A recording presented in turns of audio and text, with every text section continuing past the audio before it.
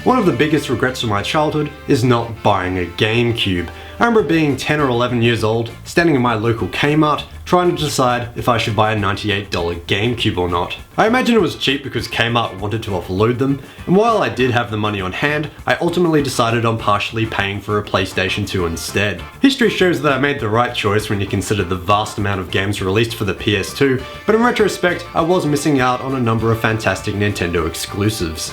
Pikmin, released in 2001 by Nintendo EAD, was one of those titles. Shigeru Miyamoto, everyone's favourite game design prodigy, had done it again. Zany characters, a colourful setting, unique puzzler gameplay. Pikmin was certainly a game I ended up pining for.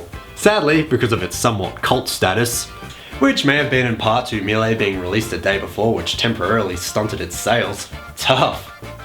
Copies of Pikmin are common, but in high demand. Former fantastic places to buy retro games like Cash Converters want something like $50 for it. However, I lucked out, and thanks to my girlfriend, found an op-shop copy for only $2. So thank you, Annika, and screw you, resellers. Pikmin has a fantastic premise. While the plot doesn't get too deep, it introduces you to an interesting, humorous, and memorable universe. You play as Captain Olimar, a tiny man with a big nose, as he pilots his ship called the SS Dolphin through space. And yes, if you were wondering, his ship is named after the GameCube's development codename, Oh Miyamoto. Olimar runs into trouble, however, as a rogue comet hits the Dolphin and sends it crash landing onto an uncharted planet, spewing its parts everywhere. Upon recovering from the crash, he discovers that the planet's atmosphere has high levels of oxygen, which is fatal to our poor Olimar. Luckily, his life support system will run for 30 more days, but it appears 30 parts are missing from the Dolphin. It is now his job to recover these parts so he can mend the Dolphin and go home, but it's here where he comes across what he calls an onion. He calls it an onion because he literally thinks it looks like an onion, and to the surprise of Olimar, it spews out a single seed which plants a sprout. Olimar pulls out the sprout, which reveals the first Pikmin. The reason he calls it a Pikmin, and I should add that I really admire his process of naming things, is because it resembles his favourite brand of carrots. How quaint. As time goes on, he discovers that more Pikmin can be created by the existing Pikmin dragging energy sources to the onions. However, it appears they are quite a vulnerable species, being on the verge of extinction as there is plenty of predatory wildlife on the planet. They're more than happy to help Olimar in retrieving his spaceship parts in return for him aiding in their population growth, although you'll have to fly into orbit every sunset as the terrors on land increase twofold at night. Pikmin is ultimately a game of time management. Each day in game lasts for roughly 15 minutes, and what you do within those days is up to you. However, the 30-day time limit remains the same regardless. Having said that though, you can be strategic with the time if you want, since the save system is conveniently flexible. You are given the opportunity to save at the end of each day. However, if you decided that you've more or less wasted a day, then you can go back to the previous save and try again. Additionally, if you find that you're just mulling around and have nothing left to do, you can choose to skip to the sunset. There are several different maps to explore, which are unlocked as you find more spaceship parts. The parts are scattered all over these maps and can be found by either solving puzzles, defeating bosses, or just laying around, and can be found by exploration if you should be so lucky.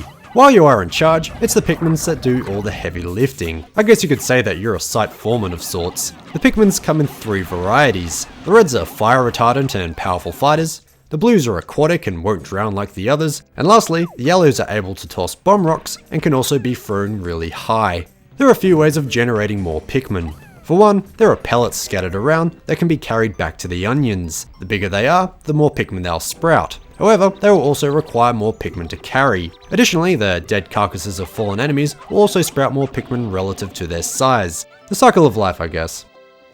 The ultimate goal is to get the Pikmin to carry the spaceship parts back to the Dolphin, but you'll have to utilize all their skills in order to get to that stage. Some parts can only be accessed by certain Pikmin, for instance. For example, only the blues will be able to rescue a part that's in water. Another example may be if the part's up too high, only the yellows can be thrown up there. Additionally, there are obstacles that are Pikmin specific, like walls that can only be destroyed by the yellows' bomb rocks. Other duties include moving obstacles, building bridges, and fighting enemies. While it is impossible for you or another Pikmin to do these tasks independently, Pikmin are strong in numbers and are totally willing to do whatever you tell them.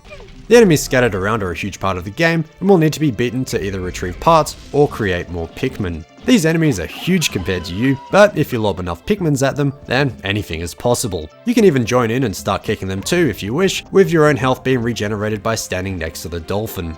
There will be sacrifices with such a tactic, of course, which means some will need to die for the common good.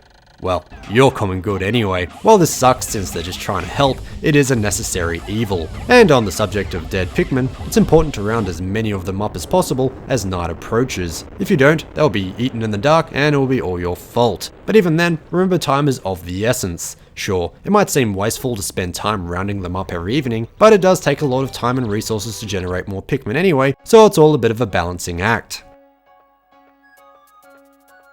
While a groundbreaking and very inventive game, there are still some kinks that prevent it from being perfect. The biggest problem is the system for leading and sorting Pikmin. They'll follow you around in one big mass if you so choose, but if you push the X button, they'll be dismissed and sorted into colour. There was at least one instance where I did this near water, and a bunch of yellows sorted themselves right into it and drowned. They don't seem to have much spatial awareness. Other times they'll block the way you want to go, or disturb sleeping enemies, so you'll have to be careful. Having them follow you around can be a pain too, which is annoying since it's so vital to the gameplay. There are certain objects around, like grass, that the Pikmin love to harvest in order to grow themselves. There were plenty of times where I'd be walking past something like the grass, and a bunch of Pikmin would be instantly drawn to it and stop following.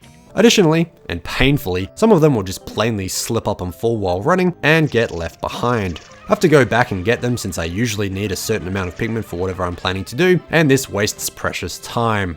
On the note of dragging around a certain number of Pikmin, I should point out that only 100 can be out and about at any one time. So, while it is tempting to have multiple crews out doing different things around the map, it can be a bit tricky if there are lots of enemies that need to be taken care of, or obstacles to overcome. The Pikmin are not autonomous at all, and need lots of guidance. With a lot of running around, I think the best I was ever able to achieve was 3 parts in one day, and I consider that absolutely fantastic. But of course, this is only my first time playing Pikmin, and considering how old it is now, there are pros out there who've been playing this for years who could do that without even trying. In fact, the record for finishing Pikmin is a nearly unbelievable 6 days. But there is video proof of this that can be found on speedrun.com, so it is possible. You might be wondering what my time was, but I'm a bit ashamed to say that I haven't actually finished it yet. I'm currently on day 16 with 12 parts remaining, so I guess that's not too shabby for a first attempt, but I have 2 reasons for not finishing the game before releasing this video.